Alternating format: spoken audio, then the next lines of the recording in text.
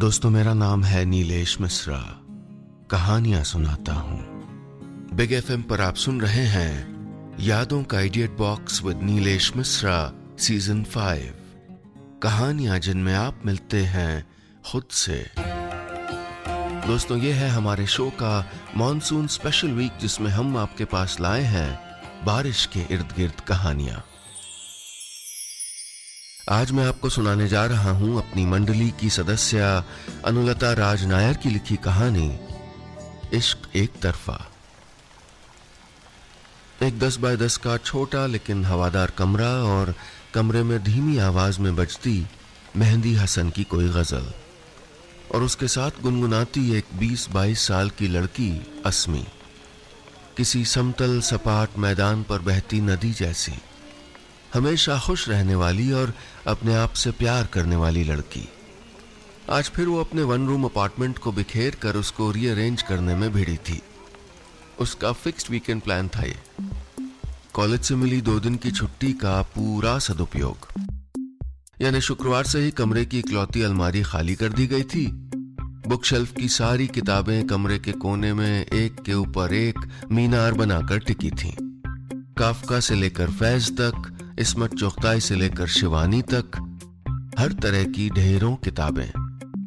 फिर शनिवार सुबह से शुरू होती उसकी अपने आप से लड़ाई कि अस्मी, किताबें ऐसे रखना, कपड़े वहां, गमलों को इतनी जगह मत दे यार, और पुराने अखबार बेच भी देना।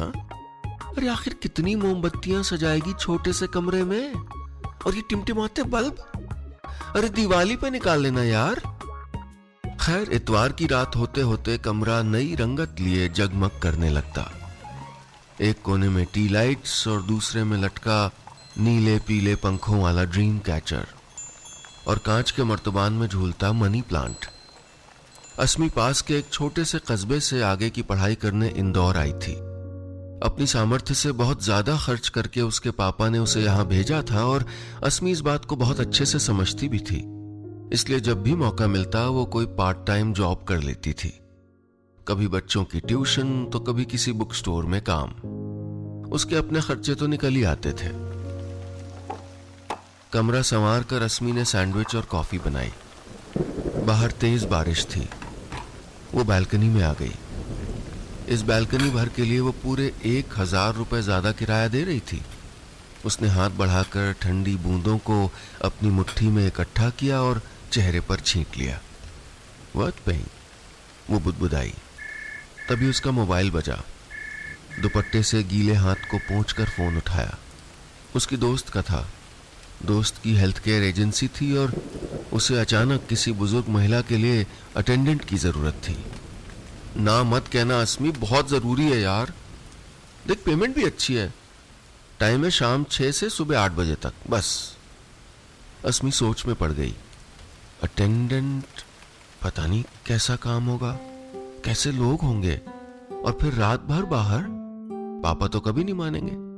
क्या करूं, हाँ या ना ही कर दूंगी। लेकिन उस शाम कॉलेज से लौटते हुए उसके कदम दोस्त के बताए पते की तरफ उठ गए। मनमौजी नदी थी अस्मी, कौन रोकता उसको। थोड़ी देर यहां वहां भटकने के बाद वो एक सफेद 2 मंजिले घर के सामने थी। आसमान में फिर बादल घुमड़ने लगे थे। हल्की बौछार पड़ने लगी। अस्मी ने पीठ पर लटके बैग को सर के ऊपर रखा और दौड़कर बाहर लगी कॉल बेल बजा दी। वो आज फिर छाता भूल आई थी। 2 मिनट बाद दरवाजा खुला। कहिए। अस्मी के सामने एक लड़का खड़ा था। वो अचकचा गई। उस नदी जैसी लड़की का मन जैसे झरना बन गया, उछलता मचलता मीठे पानी का झरना। जी फरमाइए, किससे मिलना है? लड़के ने दोहराया। जॉब के लिए आई हूँ, attendant from A to Z health care.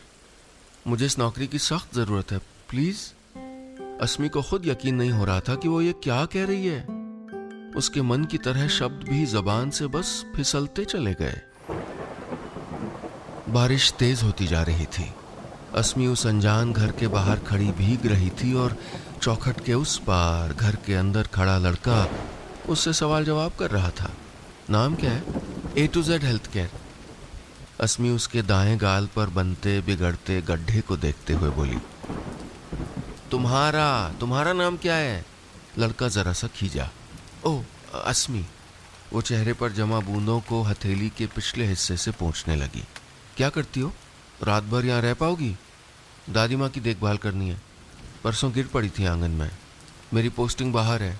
पानी के साथ सवालों की बौछार में अस्मी वहीं खड़ी भीगती रह जाती कि अंदर से किसी के बुलाने की आवाज़ आई। लड़का बात बीच में रोक कर तेजी से पलट कर अंदर गया तो अस्मी भी उसके पीछे पीछे चली आई। कौन है क्षितिज? लिविंग रूम के दीवान पर पैरों में प्लास्टर बांधे लेटी हुई उसकी दादी ने सर उठाकर पूछा। तो क्षितिज नाम है इसका। अस्मी ऐसे मुस्कुराई जैसे किसी बड़े राज से पर्दाफाश हुआ हो। लड़के ने अपनी दादी की नीचे गिरी वॉकिंग स्टिक उठाकर उनके सरहाने से टिका दी और बोला, आप अकेले उठने की कोशिश मत किया करिए दादी, प्लीज। उसके लहजे में हल्की नाराजगी उतर आई थी। दादी ने उसकी बात को अनसुना किया और बोली, ये कौन है? क्षितिज अस्मी की तरफ पलटा। ओ हाँ दादी, ये वो अस्मी का मुंह देखने लगा। अस्मी ने हिचकते हुए 2 कदम आगे बढ़ाए और बोली, मैं अस्मी, आपकी अटेंडेंट, हेल्थ केयर एजेंसी से। दादी ने बड़े ध्यान से उसकी तरफ देखा। गेहुआ रंग, छोटे छोटे बेतरतीब बाल, तीखी नाक और लंबी पतली उंगलियां। आर्टिस्टिक हैंड्स, दादी बुदबुदाई। दादी, यू नीड हेल्पिंग हैंड्स, क्षितिज ने टोका। अस्मी थोड़ा दादी के करीब सरक आई। दादी ने आगे बढ़कर उसके गाल थपथपा दिए। अस्मी को पार्ट टाइम जॉब मिल गया था।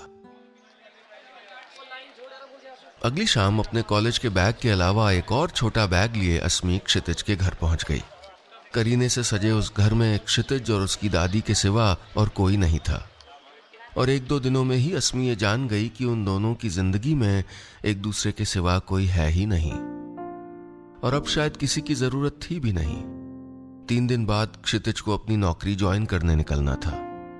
अस्मी ने किसी तरह अपने पापा को मना लिया था कि वो ये पार्ट टाइम नौकरी कर ले, और अब उसका जिम्मेदारी संभालने का वक्त आ गया था। उस पूरी शाम और रात क्षितिज अस्मी को समझाता रहा कि क्या करना है, कैसे करना है और क्या नहीं करना है। दवाओं की और नसीहतों की फहरिस्त पकड़ाई, और अस्मी वो बस देखती रही। उसकी आवाज का रौब, उसका गंभीर चेहरा जो सिर्फ दादी के आगे पिघलता था, और उसकी आंखें बादाम की गिरी जैसी। सिर्फ पढ़ने और अपना करियर बनाने का सपना लेकर अपने कस्बे से आई उस लड़की की जिंदगी में एक नया मोड़ आ गया था। उसे पहला प्यार होने लगा था। अस्मी की जिंदगी का यह सबसे खूबसूरत पार्ट टाइम जॉब था। दादी की देखभाल, क्षितिज की दादी की देखभाल, और देखभाल भी कितनी आसान थी। उनका हाथ पकड़कर वॉशरूम तक ले जाना, शाम को बागीचे में थोड़ा टहलवाना, जब दिल चाहे बालों को सुलझाकर चोटी बना देना, और सबसे अच्छा उनको किताबें पढ़कर सुनाना। नहीं सुंदरकांड या भगवत गीता नहीं, बल्कि कहानियां, उपन्यास, साहित्य की किताबें। दादी को चस्का था पढ़ने का। रोज नया लेखक, नई किताब, यानी ऊपर वाले ने ये अच्छी जोड़ी बना दी थी। अस्मी ने पता नहीं कब दादी का विश्वास जीत लिया। शायद बुजुर्गों की आंखें आसानी से पढ़ लेती हैं सही और गलत, इसलिए दादी भी हफ्ते भर में ही अस्मी के बहुत करीब आ गई। देर रात तक दोनों सहेलियों की तरह बातें करने लगी थीं, और जब दादी का कुछ पढ़ने का मन नहीं होता था तब वो अस्मी को क्षितिज के बारे में बताती रहती। पुराने एल्बम दिखाती कि कैसे वो शुरू से स्पोर्ट्स में अव्वल था, कैसे उसको बचपन से पुलिस ऑफिसर बनना था, और कैसे अब उसकी नौकरी लगते ही लोग उसकी शादी की बात कर रहे हैं। अस्मी सुनती रहती, क्षितिज ये, क्षितिज वो। उसे लगता था कि दादी बस बोलती जाए और वो उसके बारे में सब कुछ जान जाए। वो कॉलेज से सीधा भागती दौड़ती ड्यूटी पे पहुंच जाती। शाम से कब सुबह हो जाती उसे पता ही नहीं लगता। सुबह फिर कॉलेज की तरफ दौड़। भाग रही थी जिंदगी, लेकिन सफर बड़ा सुहाना लग रहा था। एक तरफे इश्क ने अस्मी को पंख दे दिए थे। अब दूसरा वीकेंड आने वाला था। शनिवार सुबह क्षितिज आएगा तो तू अपने घर चली जाना, थोड़ा आराम कर लेना। दादी ने अस्मी के बाल सहलाकर कहा तो अस्मी को लगा कि कह दे, नहीं करना मुझे आराम, नहीं जाना है घर, पर कह नहीं सकी और सुस्त सी आवाज में जवाब दिया, ठीक है दादी। रात को दादी की दवाओं की आखिरी डोज देकर अस्मी उनके सिरहाने बैठ गई। दादी बताइए आज क्या पढ़े? आज ना तो मनोहर श्याम जोशी का कसब पढ़, और सुन, शुरू से नहीं, देख बुक मार्क लगा होगा कहीं, बस वही पढ़ना। दादी, रोमांटिक नॉवेल? अस्मी ने उनकी तरफ देखकर आंखें मटकाईं और बुक शेल्फ से किताब निकाल के ले आई। अस्मी पढ़ने लगी। कहानी की नायिका बेबी और नायक डीडी की प्रेम कहानी। वो पहले भी कई बार पढ़ चुकी थी, लेकिन इस बार वो कुछ अलग महसूस कर रही थी। उसकी आवाज धीमी होने लगी तो दादी ने चपत लगाई, अरे लड़की, जोर से पढ़, जरा ऊंचा सुनती हूं आजकल। अस्मी जोर से पढ़ने लगी। पेज नंबर 25 की पहली लाइन। और उसे लगा प्यार एक उदास चीज है, और बहुत प्यारी सी चीज है उदासी। ये उदासी की क्या बातें हो रही हैं? अचानक क्षितिज की आवाज से अस्मी चौंक कर सीधी होकर बैठ गई। उसके हाथ से किताब नीचे गिर गई, लेकिन फिल्मों की तरह क्षितिज ने उसे झुककर उठाया नहीं। अरे तू कब आ गया? गाड़ी की आवाज आई ना दरवाजे की आहट। तू पुलिस वाला है कि चोर? दादी ने हंसते हुए क्षितिज को गले से लगा लिया। अस्मी ध्यान से उसे देख रही थी और वो अपनी दादी के झुर्रीदार गालों को चूम कर, उनकी हथेलियां सहलाकर पता नहीं क्या क्या कहे जा रहा था। परफेक्ट, अस्मी मन ही मन बुदबुदाई। उसके मन में फूटे नए नए प्यार के अंकुर में हरे हरे पत्ते निकल आए थे। लेकिन क्षितिज, वो तो बेखबर था और अस्मी जानती भी नहीं थी कि उसको कभी खबर होगी भी या नहीं। अस्मी के घर में आज शांति थी। न जाने कितने दिनों बाद इस वीकेंड न गजलें बजी, न उसका रूम अरेंज करने का मन हुआ और न पौधों की गुड़ाई की। किताबें भी अपनी शेल्फ में पड़ी हुई उसके दुलार को तरसती रहीं। अस्मी कसमसाती रही कि काश वो क्षितिज के होते हुए वहां रह पाती। काश दादी से और किस्से सुनती, उनके बचपन के, कैसे क्षितिज के माँ बाप की एक्सीडेंट में मौत के बाद दादी पोता दोनों ने एक दूसरे के आंसू पोंछे, कैसे वो जिंदगी को दोबारा रास्ते पर लाए। काश वो दादी के साथ क्षितिज को भी अपने बारे में कुछ बता पाती कि किस तरह जमीन बेच के उसे पापा ने यहां पढ़ने भेजा है और वो अपने सारे शौक मार कर हमेशा बस किताबें खरीदा करती है, या कि उसे गजलें सुनना कितना पसंद है। प्यार भी ना बड़ा डिमांडिंग होता है, बहुत सारी मांगें करता है। किसी शायर ने कहा है कि नहीं निगाह में मंजिल तो जुस्तजू ही सही, नहीं विसाल मयस्सर तो आरजू ही सही। सोमवार की शाम जब अस्मी वापस ड्यूटी पर यानी क्षितिज के घर पहुंची तो वहां नीम शांति थी। न बाहर सरकारी गाड़ी खड़ी थी, न भीतर क्षितिज था, बस तेज बारिश थी। दादी अपने सरहाने कुछ किताबें इकट्ठा किए हुए उसका इंतजार कर रही थीं। अस्मी यहां वहां नजरें घुमाकर देखने लगी, शायद क्षितिज दिख जाए या कोई सबूत कि कल वो यहां था। आओ अस्मी, आज देर कर दी। दादी ने अस्मी को अपने बगल में बैठने का इशारा किया। सॉरी दादी, बारिश तेज थी, मैं आपके बालों में तेल लगाऊं? अस्मी ने लाड़ जताया। दादी हंस दी और उसके हाथ में एक नई किताब पकड़ा दी, नया बुकमार्क। अस्मी पढ़ने लगी। निर्मल वर्मा की लवर्स का एक हिस्सा। उसे ठीक समय पर आना अच्छा लगता है, न कुछ पहले न कुछ बाद में, इसलिए मैं अक्सर ठीक समय से पहले आ जाता हूं। मुझे प्रतीक्षा करना, देर तक प्रतीक्षा करते रहना अच्छा लगता है। अस्मी का गला रुंधने लगा। बेचारी लड़की वाकई इश्क में थी, क्योंकि ऐसे में हर बात दिल में गहरे उतरती है, चुभती है, बातों में छिपे हुए अर्थ नजर आने लगते हैं। और फिर यहां तो इंतजार का जिक्र था। कमरे की चुप्पी दादी के मोबाइल की तेज रिंग से टूटी। अस्मी ने देखा दादी की आंख लग गई है, हल्के खर्राटों की आवाज आने लगी थी। उसने लपक कर फोन उठा लिया। वो कुछ कहती उससे पहले ही वहां से आवाज आई, हेलो। अस्मी को लगा जैसे उसका इंतजार खत्म हुआ। 2.5 अक्षर प्रेम के की तरह ये 2.5 अक्षर उसको भीतर तक गुदगुदा गए। दादी कहाँ है? अस्मी ने कहा, वो सो गई। जगाऊं? नहीं, उनसे कहना मैं कल आ रहा हूं, पूरे हफ्ते वही हूं, ट्रेनिंग है। और फोन डिस्कनेक्ट हो गया। हम वही सपने देखते हैं जिनकी ख्वाहिश होती है। तितलियों को रंगों के या पंछियों को उड़ान के सपने शायद ही आते होंगे। उस रोज अस्मी ने सारी रात क्षितिज को सपनों में देखा। अगले दिन अस्मी की नींद देर से खुली। खिड़की से बाहर देखा तो तेज बारिश थी। अच्छा शगुन है, अस्मी को माँ का कहा याद आया। उनके हिसाब से बारिश एक शुभ संकेत होती है, अ ब्लेसिंग फ्रॉम अबव। अस्मी उठकर दादी के पास पहुंच गई। वो खानसामे को क्षितिज की पसंद के पकवान बनाने का आदेश दे रही थी, यानी उसने दादी को सुबह फोन कर दिया होगा। अस्मी ने कॉलेज जाने का प्लान रद्द कर दिया।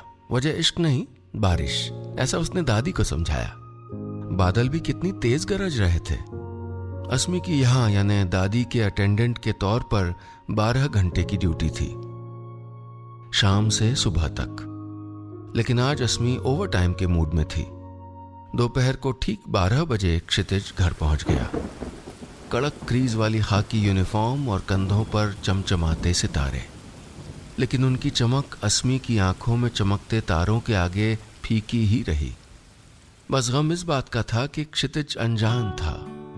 अगर जानता तो ये ना कहता कि अगर तुम बारिश की वजह से यहाँ रुकी हो तो तुमको ड्राइवर छोड़ आएगा। खैर, अगला एक सप्ताह अस्मी की जिंदगी में ऐसे आया जैसे दिसंबर के महीने में गुलाब, मानो इसे आना ही था। दादी उसके और क्षितिज के बीच एक पुल थी। रात को अस्मी कहानियां पढ़ती तो क्षितिज भी अपने लैपटॉप पर काम करता हुआ सुनता रहता। कभी किसी वाक्य पर उसकी तरफ देख भी लेता। हाँ, वो कहता बहुत कम था, फिर भी उसका पूछा एक सवाल, पोस्ट ग्रेजुएशन के बाद तुम्हारे क्या प्लान्स हैं? अस्मी के पेट में अब तक तितलियां बनकर फड़फड़ा रहा था। अस्मी के एक तरफा इश्क ने उसको बावरा बना दिया था। वो सुबह अखबार में खुद से पहले क्षितिज का राशिफल पढ़ती और उसको चाय पकड़ाते हुए यूं ही पूछ लेती, तुम्हारा पसंदीदा रंग कौन सा है? उसका पसंदीदा रंग नीला था और अस्मी अपना वार्डरोब पूरा का पूरा नीला कर देना चाहती थी। कभी आते जाते उसको अनजाने ही छू जाना अस्मी की अब तक की सबसे गाढ़ी कमाई थी। 7 दिन बीत गए। क्षितिज के जाने का वक्त करीब आ रहा था। ट्रेनिंग के आखिरी दिन वो जाते जाते दादी से कह गया कि आज शाम को एक मेहमान आएगा। दादी, खानसामे को जरा टाइट कर देना, बल्कि आप भी मेन्यू डिसाइड कर लेना ना प्लीज। अस्मी कॉलेज की तैयारी करते हुए सुन रही थी। कौन होगा मेहमान? जरूर कोई थानेदारनी होगी। मुझे क्या। शाम को अस्मी कॉलेज से लौटी तो पूरी भीग चुकी थी।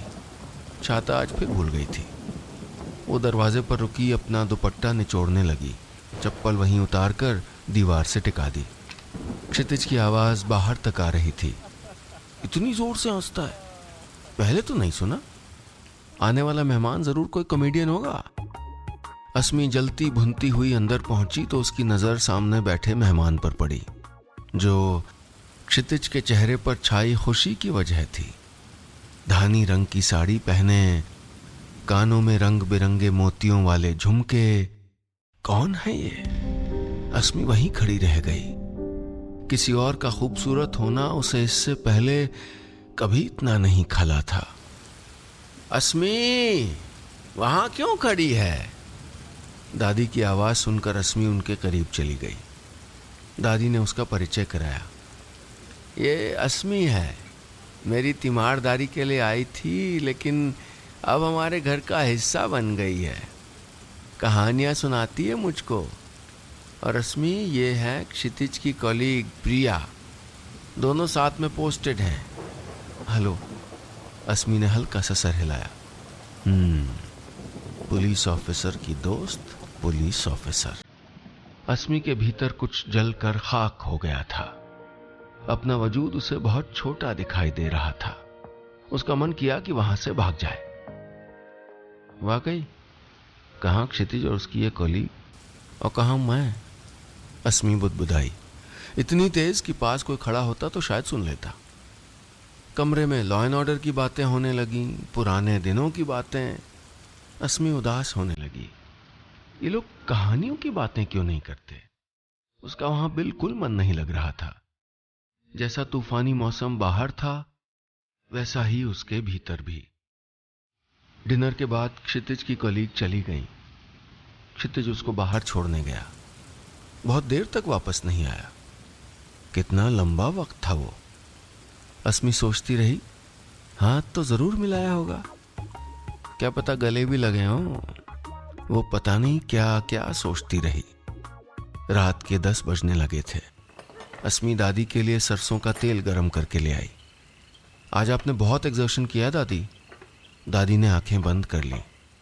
बोली, पहले जल्दी से वो पीले कवर वाली किताब ले आ, बुकमार्क भी लगाए। अस्मी ने किताब खोली। ऐसी थी सुधा और ऐसा था चंदर। वो उछल पड़ी, दादी, गुनाहों का देवता। जब स्कूल में थी तब पढ़ी थी, and it's still my favourite. Asmi की आंखें चमक गईं। सामने बैठा क्षितिज हंस दिया, कुछ तंजिया सी हंसी। अस्मी की चमक झप से गायब हो गई, जैसे बल्ब फ्यूज हो गया हो। हाँ भाई, इनकी फेवरेट तो क्राइम एंड पनिशमेंट होगी। अस्मी ने किताब में नजरें गड़ा ली, लेकिन उसका मन आज पढ़ने में नहीं लग रहा था। बार बार जबान अटक रही थी। उसका गला भी रुंध रहा था। वो किताब रखकर वहां से उठ गई। दादी सो चुकी थी। अस्मी दादी के कमरे से सटे अपने कमरे में आ गई। आज उसको अपने छोटे से 10 बाय 10 के कमरे की बहुत याद आई। वो मनी प्लांट, वो ड्रीम कैचर, वो छोटे छोटे बल्बों की झालर, सब कुछ। बस अब कल से नहीं आऊंगी, उसने मन ही मन तय कर लिया। मुश्किल था अब यहां रह पाना। बाहर लिविंग रूम से बुक शेल्फ खंगालने की आवाज आ रही थी। क्षितिज भी सोया नहीं था। वो शायद अपनी पसंद की कोई किताब खोज रहा था। थोड़ी देर में खटपट शांत हो गई। अस्मी की आंखों से नींद गायब थी। उसे तो सुबह का इंतजार था। अस्मी दीवार की तरफ करवट करके लेट गई। तभी दरवाजे पर हल्की दस्तक हुई। वो पलटी तो क्षितिज खड़ा था। उसके हाथ में एक किताब थी। अस्मी उठकर बैठ गई। वो उसके पास बैठ गया, एकदम पास, और किताब उसके हाथ में पकड़ा दी। बुकमार्क लगा था। अस्मी ने कवर पर नाम देखा। उसने कहा था, चंद्रधर शर्मा गुलेरी। उसने बुकमार्क किया हुआ पन्ना खोला। लिखा था। लड़के ने मुस्कुराकर पूछा, तेरी कुड़माई हो गई? इस पर लड़की कुछ आंखें चढ़ाकर धत कहकर दौड़ गई और लड़का मुंह देखता रह गया। अस्मी हैरान क्षितिज का मुंह देख रही थी। वो जरा सा अस्मी की तरफ झुका, मुस्कुराया और बोला, तेरी कुड़माई हो गई?